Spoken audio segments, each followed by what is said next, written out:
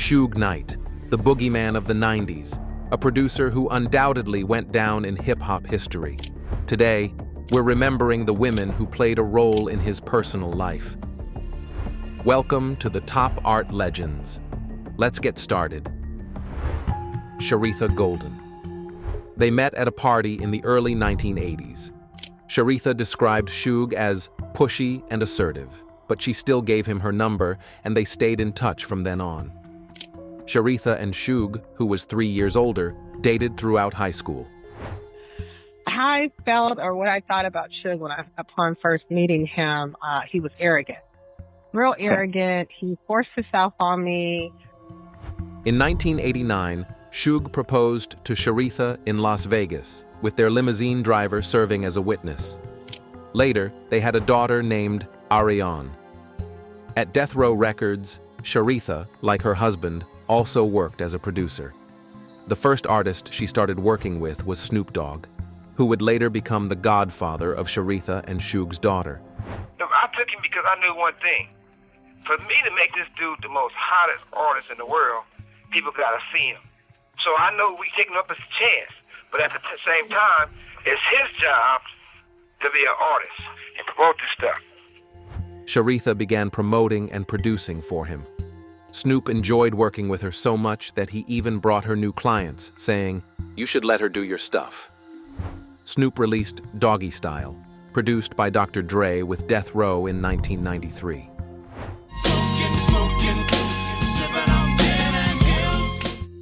When the documentary Who Killed Tupac was released in 2017, Sharitha was described as extremely business and extremely professional.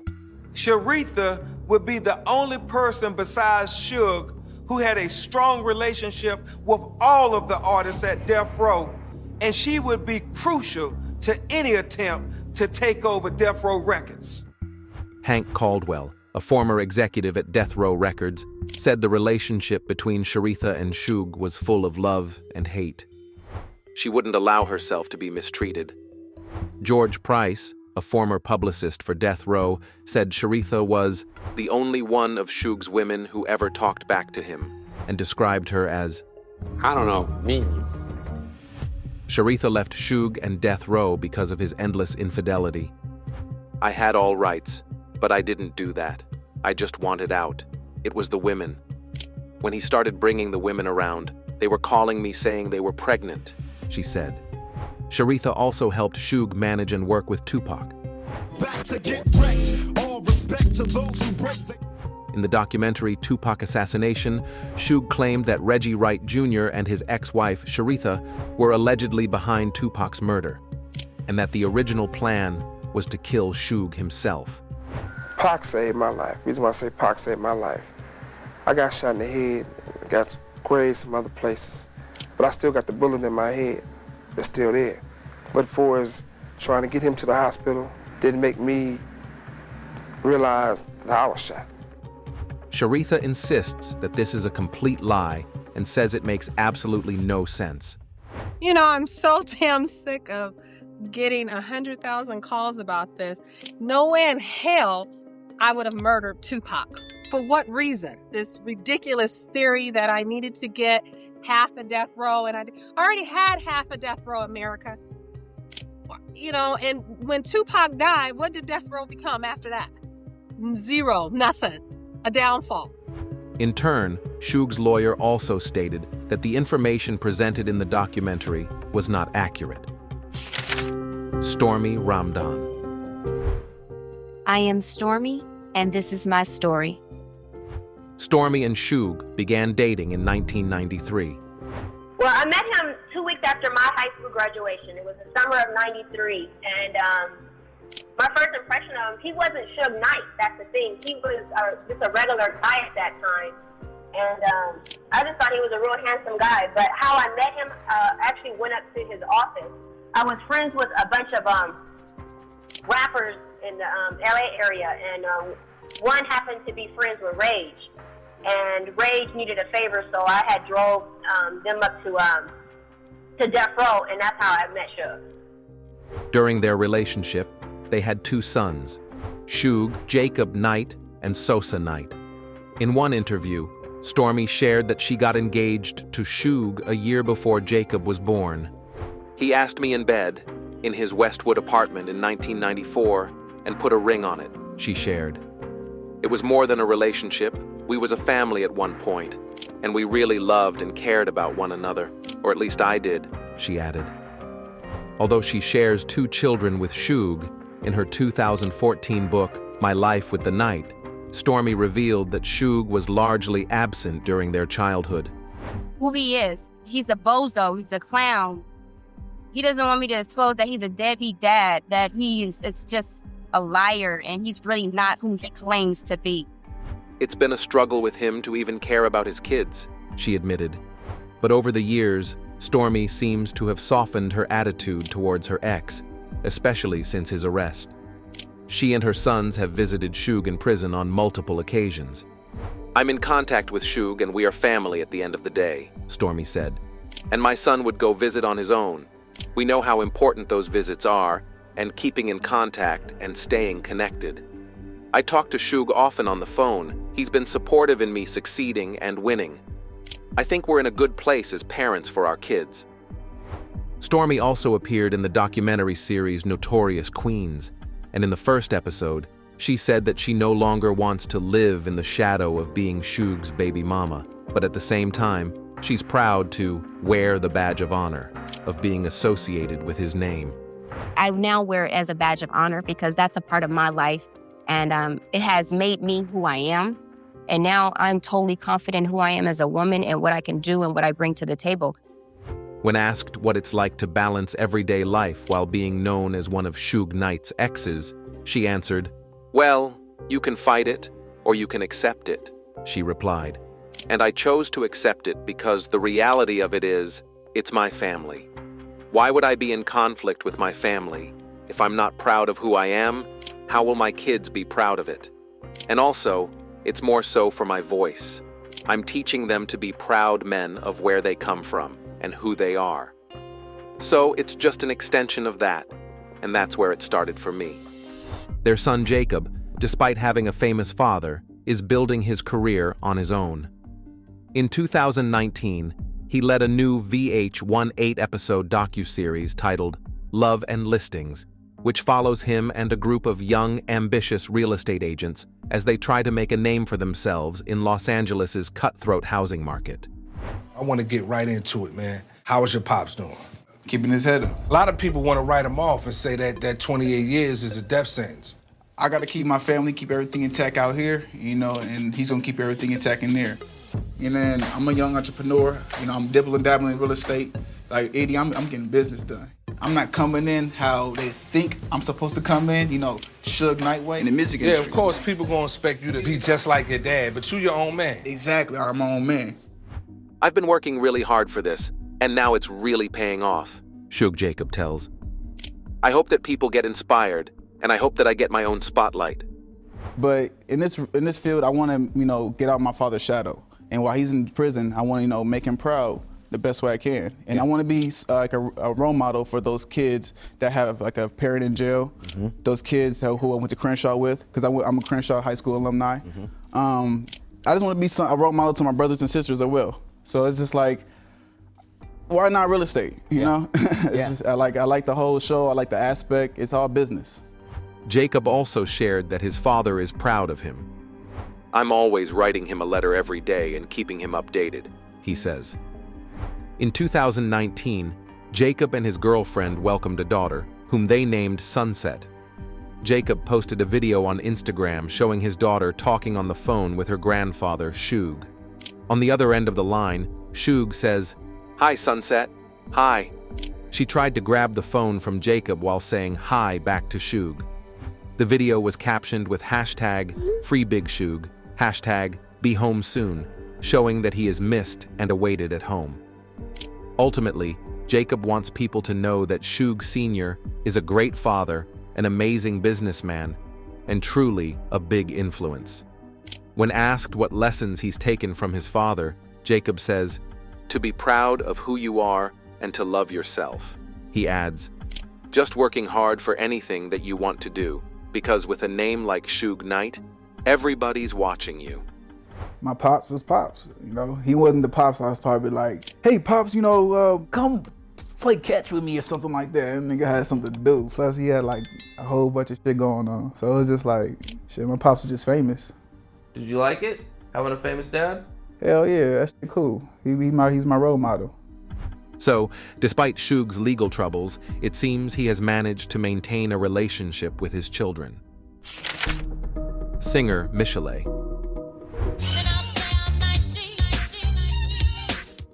Michel'le's past abusive relationship with Dr. Dre led her down a dark path of drug and alcohol abuse.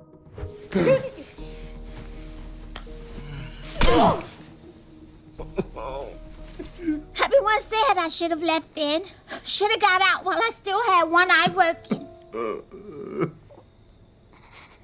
He was crying. You can learn more about her relationship with Dre in our video. Surprisingly, it was Suge Knight who stepped in and sent her to rehab, helping her get back on track. After the traumatic relationship with Dre, Michel'le found some comfort with Suge Knight.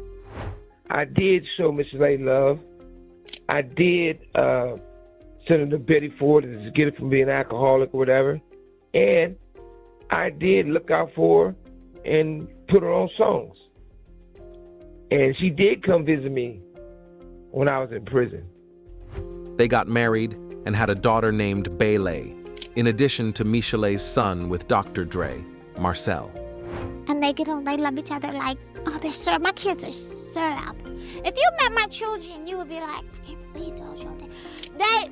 My kids are like, and I'm just so blessed that God gave them to me. My kids are syrup. They just, and how it is raising them, it's not hard. Because I have to say, their fathers are good fathers to them. They have a wonderful relationship with their children. The couple was together for 8 years, 6 of which Suge spent in prison. Most of our relationship was under the shadow of him being in and out of prison and always being in trouble, Michel'le said. And we have one of the best things in the world ever could happen in that relationship. I had Bailey, my daughter, which is all my kids is blessings to me, but you know, she's a real blessing. And I love her. But like I said, I love all my kids. According to Michel'le, Suge initially acted as her protector. However, she recalled one incident where he hit her, dislocating her jaw, though he later promised never to do it again because she was too small. You talking about loving about Dre? Huh?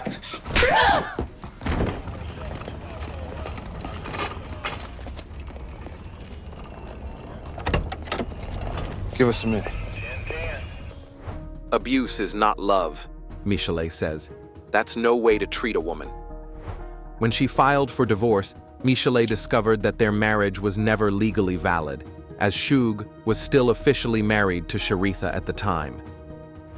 In 2016, the film Surviving Compton, Dre, Suge, and Michel'le was released, a project Michel'le is very proud of. It tells the story of her life with Dre and then with Suge.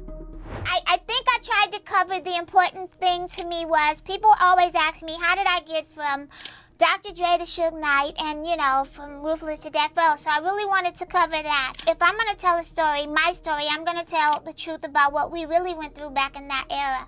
So I'm happy to be able to get that across and get that out there because I think it's part of history. I hope women watching the movie feel empowered, she said. Singer Lisa, Left Eye, Lopes.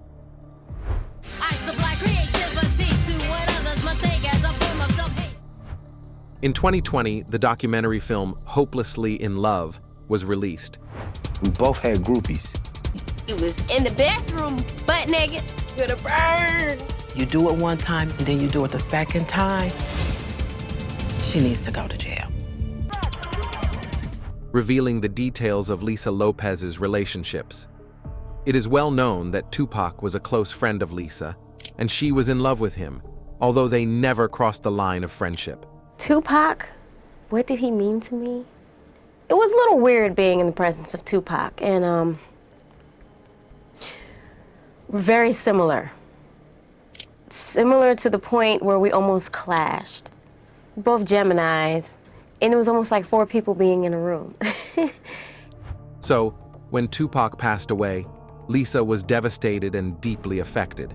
She even canceled her wedding to her boyfriend Andre and left the group TLC, deciding to embark on her own creative journey. She reached out to Suge Knight at Death Row Records, and they began working together. Actually, the row found me. Okay. So I feel comfortable over here.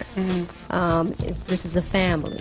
You know, there's a lot of love here. You know, and you know, I don't know about the past because I wasn't there, but I'm here now, and I hope that the vibe that I bring to the row, you know, is a peaceful vibe. Suge later revealed that their professional relationship turned into something more. She went to one of my high rises one time. She gave me a hug, and I sat back down in my chair and fired up a cigar. The doorbell rings, so I get up and open the door, and they got the carts. It's all her clothes and suitcases. She showed up and never rolled out, Suge said. But nevertheless, Left Eye, Lisa, Nina, all the same person. She was a rebel. She fought what she wanted. She wasn't scared of shit. I ain't never been around a woman who was so gangster and was so full of life and was smart as a mother, you know. They don't praise her enough on the simple fact that she didn't get shot when she died, which is crazy. But he continued, "We started hanging, and she's a great person. I mean, even before it was a sexual relationship, I had major love for her. But I knew her fiancé, Andre Ricin. We were cool, but I cared about Lisa." Toi-Lin Kelly. It is unknown how and when these relationships began. However, Kelly is referred to as Suge's fiancé, who now also has legal troubles, just like Suge himself.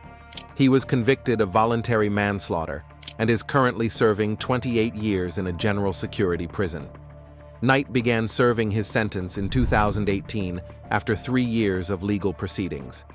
Los Angeles District Court Judge Douglas Sortino ruled that Toi-Lin Kelly helped Knight violate a court order on phone calls in prison by assisting him in arranging an interview with producers of a BET documentary about Death Row Records.